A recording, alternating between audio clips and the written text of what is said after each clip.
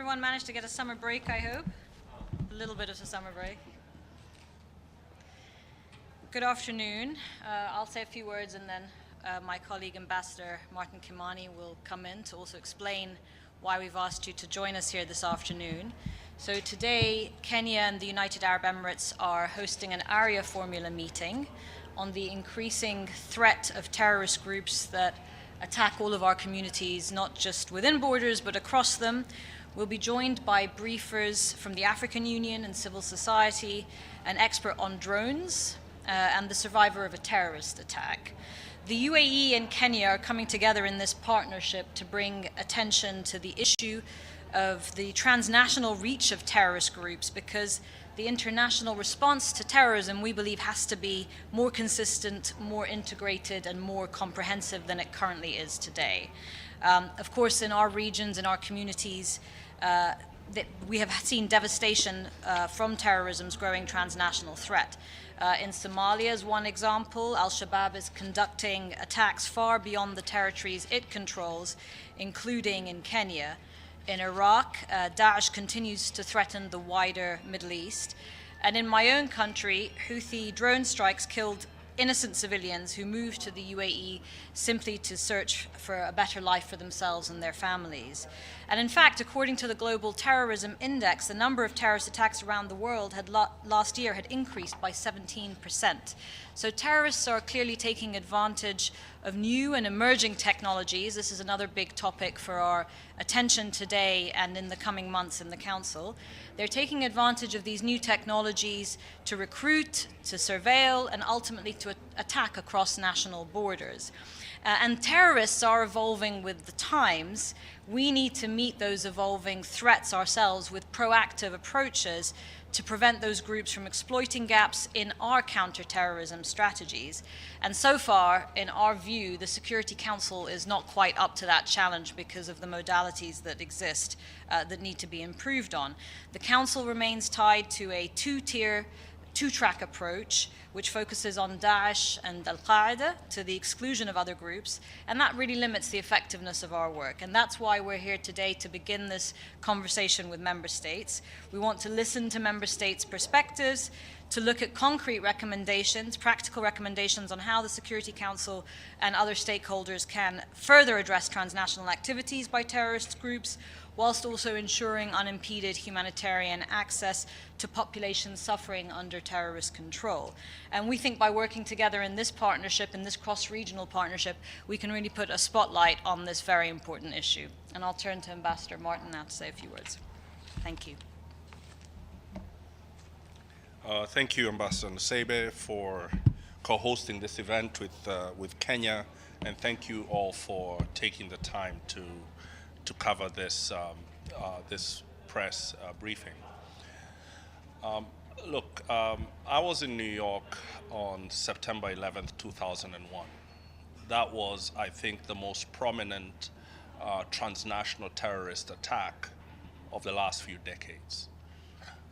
The response then was robust, to say the least. In fact, we can say that the counterterrorism architecture that has been built over the last 20 years responded to that threat that was presented on 9/11 by Al-Qaeda. So the robustness and strength and determination of that response to Al-Qaeda was only appropriate given the atrocities that it had committed here in New York City and elsewhere. And the attacks of Al-Qaeda and then ISIS continued, not only here, but globally, and prominently so in Europe. And we saw again the robustness and determination of that response then. So when Ambassador Nusseibeh talks about the two-track approach to terrorism, it is because other regions of the world, Africa and the Middle East and other regions of the world, need a Security Council that is just as determined as it was when other regions were attacked. We need that architecture to respond in a consistent way, in a predictable way, so that we're able to marshal all our resources against these groups. As many of you have observed, the same terrorist groups, Al-Qaeda and its affiliates and splinter groups, are very active in several countries and regions in Africa to devastating effect. Devastating for humanitarian well-being, devastating for the rights of citizens, not least women and young people, devastating to the governance and continued government of several states. It has reached a point where it is no exaggeration to call it an emergency. Now, after 18 months in the Security Council, I think going on 19 months, the response we have given to this emergency has not been an emergency response. It has been business as usual. So what we would like to do is to begin a conversation that gets the different members of the Council and across the UN to really adopt a more urgent tone. I don't think there is necessarily resistance by individual delegations. It's just that we have not yet collected a strong enough collective voice that then brings our determination to the way we apply the tools that are at our disposal. So Arria-formulas are there to prosecute ideas, to convince. So we will also be listening to the perspectives of different delegations. There has been, for instance, a very legitimate concern that counter-terrorism and humanitarian aid are diametrically opposed to each other. We need to address that. We need to put that on the table. We think that terrorism is a threat to humanitarian well-being. We think that terrorists create humanitarian emergencies. So countering them is a plus for humanitarian access and humanitarian effectiveness. However, it's true that many humanitarian groups do feel that a strong counter-terrorism regime will limit their ability to help those who are most vulnerable. That's the value of this kind of conversation, because we want those concerns to be expressed, and we want to design these tools to be responsive to the well-being of people. We do not want strong counter-terrorism at the expense of the vulnerable. So thank you very much. You have perhaps a unique perspective on this because your previous job was the head of counter-terrorism for your country. So we're going to hear from your experts in the area in a minute, but I'd like to know what you think, having been on the council for this time. What sort of specifics are you talking about? Should you have new committees, new panels of experts for these sort of subjects? Yes. Well, you will see that the Security Council approaches every threat to international peace and security in a single way, in country by country. But you have groups that are, even as you try and stabilize the country, maybe for instance with AMISOM in Somalia, and you have a political process of reconciliation and an attempt to bring together some level of political stability, the group continues prosecuting its attacks across the border. Well, how do the tools that the Security Council is using respond to that cross-border attack? In Yemen, while we're trying to bring about a peace process in Yemen, a ceasefire followed by a peace process, the Houthi are conducting cross-border attacks.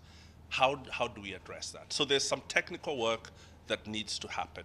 And that technical work, everything, it's not difficult, but everything that is simple in the Security Council is difficult to achieve, right? So it's the urgency of that is required.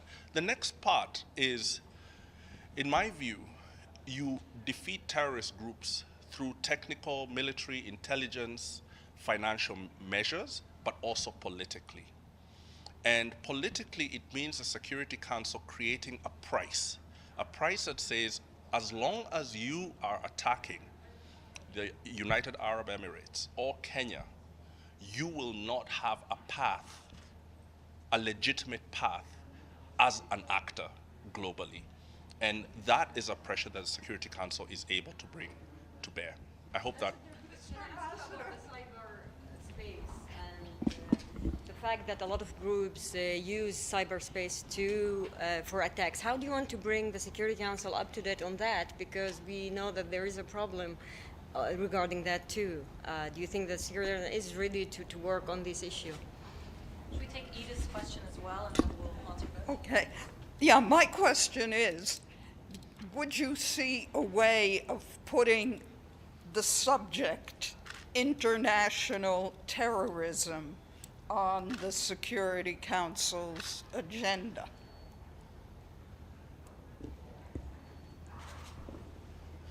Well, on the cybersecurity, yes, it's an emerging use of this space. Yes, government regulation is not keeping up with the technology companies and the stakeholders involved, but it doesn't mean that the gap is so large that we can't catch up in our normative framework. We all know the importance of the regulatory environment here in New York and the work that the diplomats do in the various committees to try and bring governments together to a common understanding around this space. So I think it's incredibly important. There have been discussions with previous member states who were members of the Council, Estonia, for example, and others who brought the topic of cybersecurity to the Council's agenda. We're going to build on that work. We're going to continue building on that work because we think governments do need to play catch up and get involved in that in a more determined way, in particular with the Council's toolkit. I think the Secretary General himself is also very engaged on this issue, and we've engaged with him with the digital panel on cooperation that he established, the high-level panel, and there's some follow-up work to do there. So there's space to improve,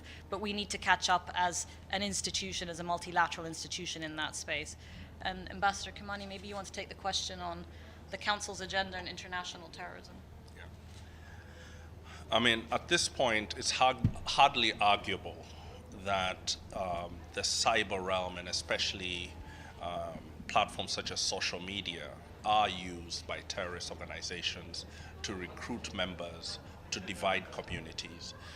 And the balance between stopping that and keeping an open and free internet, I think, requires smart regulation at the national level. Here in the Security Council, I am relatively convinced, as Kenya, that the operations of militants and terrorist groups online is a matter for the Security Council to take up.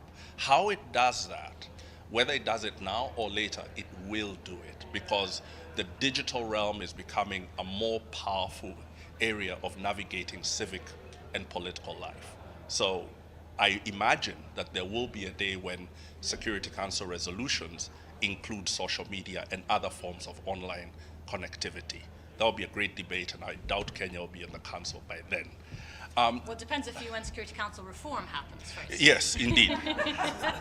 In terms of international terrorism, I want to say, of course, Lana and I have discussed this. The UN continues to need a definition, this definition. And the citizens of my country and reasonable people just cannot understand why these diplomats are unable to come up with a definition. I can't explain it. It seems to me relatively straightforward.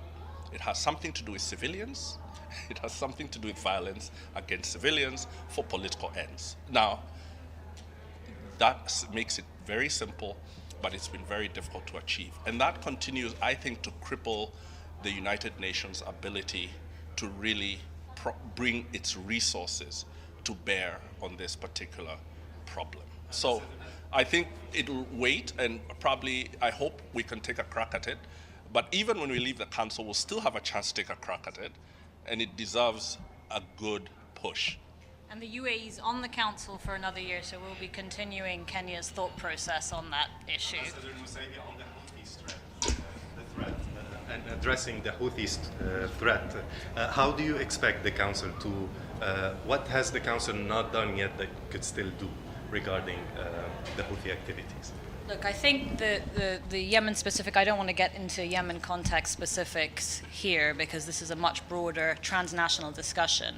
But specifically, I'd refer you to Hans Grunberg's most recent condemnation of the attacks in Taiz and the loss of life there. And this is in violation of the extension of the truce agreement, which is already very fragile and which the Council just welcomed in early August. We have to work collectively around this subject of what to do with non-state actor armed groups. This is also a topic that came up in our conversation this morning around the renewal of the UNIFIL mandate in Lebanon, and I think there's some good language to look at in that renewal that's worth taking a look at about the need for the state to exercise control over the arms coming into its country. That's a broader topic of conversation, but it crosses both our region and also, of course, the African continent, and that's part of the conversation we'll be having today.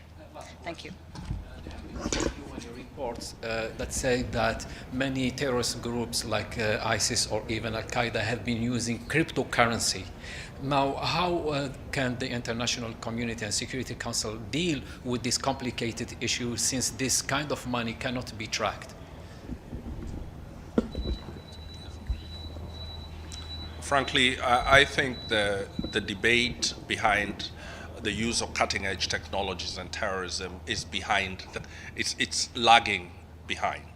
And, you know, I tend to, unfortunately, and this is just for me to say, that it seems difficult to move policymakers until there is something so urgent and pressing that it forces them.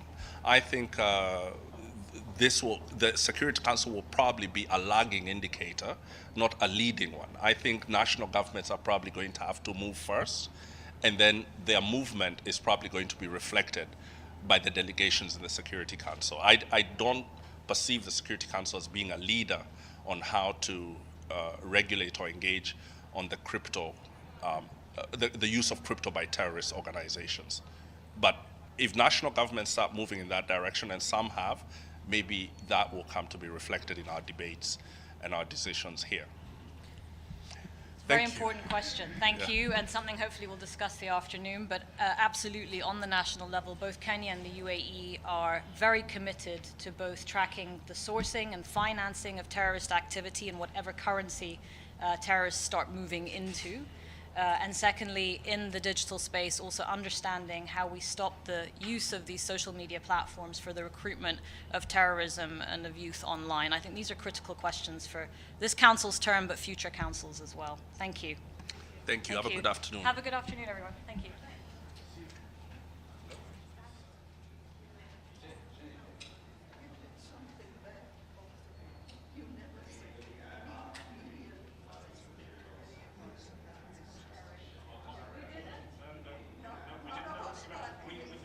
You said something about the Stakeout today, yesterday. We never knew the meeting was coming.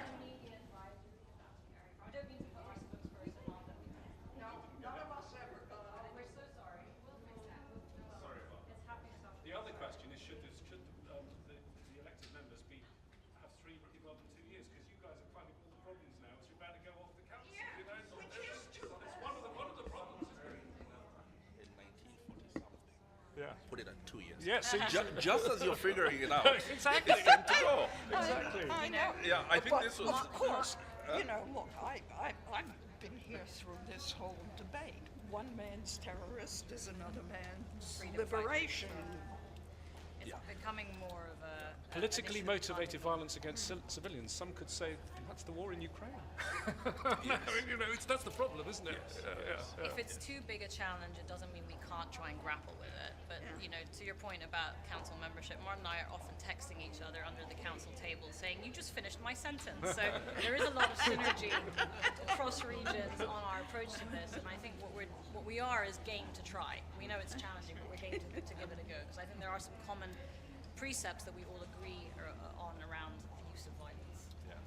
And so Unbelievable.